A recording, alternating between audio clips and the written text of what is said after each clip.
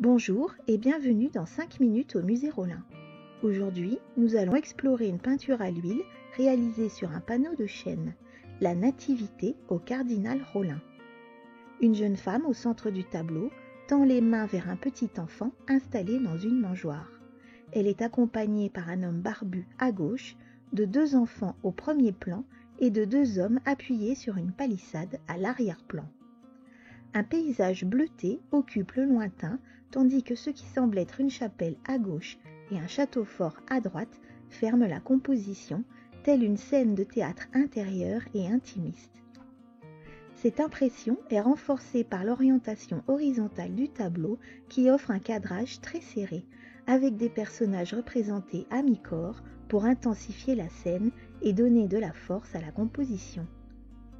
Le donateur Jean Rolin, qui est représenté agenouillé à droite, est reconnaissable à sa robe rouge de cardinal, son camail d'hermine et son chapeau accroché par un clou à une poutre qui surmonte son écu.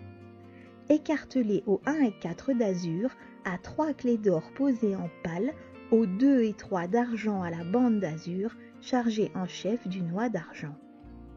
Ce vocabulaire poétique qui décrit les blasons désigne pour azur la couleur bleue et argent le métal.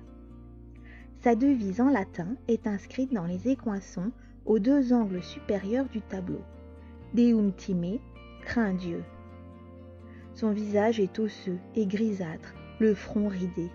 Les yeux sont cernés de rouge et fatigués par la lassitude ou la méditation. Son nez est long et sa bouche boudeuse. Son chien de compagnie, bien nourri, est représenté à ses côtés, sagement assis sur sa robe de cardinal, ajoutant une tache claire dans l'angle inférieur droit du tableau. Jean Rolin est ici représenté âgé, vers la fin de sa vie. La Vierge occupe le centre de la composition. Son visage très blanc attire l'œil. Elle est le sujet principal du tableau. Son front est bombé, les yeux en amande, son nez très droit, les lèvres minces et son menton menu. Elle porte une coiffe blanche très simple, une chemise fine sous une robe bleu lavande et un manteau d'un bleu profond qui accentue la blancheur diaphane de son visage. Son expression est grave et posée, son émerveillement tout en retenue. Elle tend ses mains fines et allongées vers Jésus, son enfant.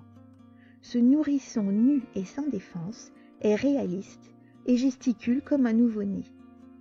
Il repose sur un linge très blanc qui le protège des piqûres du foin de la mangeoire. Il a le front bombé, les yeux en amande et la petite bouche fine de la Vierge. Le peintre utilise des camailleux de blanc pour le linge et l'enfant, apportant ainsi une touche de lumière dans l'angle inférieur gauche du tableau. Elle forme un triangle visuel en répondant au blanc du camail d'hermine de Jean Rolin et au blanc visage de la Vierge. Cet éclairage est accentué par la lumière qui vient illuminer les vêtements des 2 enfants en bas à gauche du tableau. L'ange, vêtu de bleu, semble regarder à l'extérieur de la scène, faisant un trait d'union entre les spectateurs et la nativité. Derrière eux, on devine les animaux de l'étable qui accueillent et réchauffent la scène, l'âne et le bœuf. Joseph porte des vêtements très colorés, chemise brune qui dépasse des vêtements du dessus de couleur verte et rose. Ces couleurs chaleureuses tranchent avec les couleurs froides des vêtements de la Vierge, mais ce qui semblait un chaperon bleu rabattu sur ses épaules forme un lien avec elle. Sa barbe et ses mains sont finement détaillées, son visage est hâlé et marqué. Il regarde les mains de la Vierge. Séparés de la scène par une palissade, 2 bergers sont reconnaissables à leur visage bruni par la vie en extérieur, leurs vêtements rustiques et déchirés, le chapeau de feutre brun et le bonnet vermillon. L'un d'eux tient une houlette, cette longue canne emblématique du berger, au bout de laquelle est une plaque de fer en forme de gouttière, servant à lancer des mottes de terre aux moutons pour les rassembler. L'un des 2, la bouche ouverte et le sourcil levé, confie quelque chose à l'autre, tout en lui désignant la scène de la main.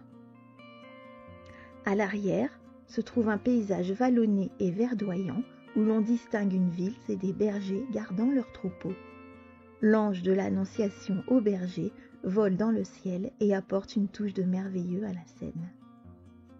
Le cardinal Jean Rollin commande ce tableau vers 1480, 3 ans avant sa mort, pour orner la chapelle de la Vierge à la cathédrale Saint-Lazare d'Autun, ville d'où est originaire sa famille paternelle.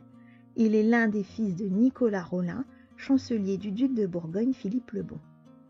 C'est cette chapelle de la Vierge qui accueillera sa sépulture. Ce tableau est depuis longtemps rattaché à l'auteur du triptyque de la Vierge en gloire entourée d'anges, visible à la cathédrale de Moulins et commandé par le duc Pierre de Bourbon et son épouse Anne de France. Le mystérieux auteur de ces tableaux, désigné sous le nom du maître de Moulins, a depuis quelques années été identifié par les historiens de l'art comme étant Jean Hay, peintre d'origine néerlandaise. Certainement formé par le grand peintre flamand Hugo van der Goes, on le retrouve en Bourgogne où il réalise pour Jean Rollin cette nativité. Après la mort du cardinal en 1483, sa carrière va dès lors se dérouler à Lyon puis à Moulins, avec pour principaux commanditaires les membres de la famille de Bourbon. On perd sa trace après 1500. La Nativité au cardinal Rollin est donc probablement le premier tableau exécuté en France par Jean Hay vers 1480.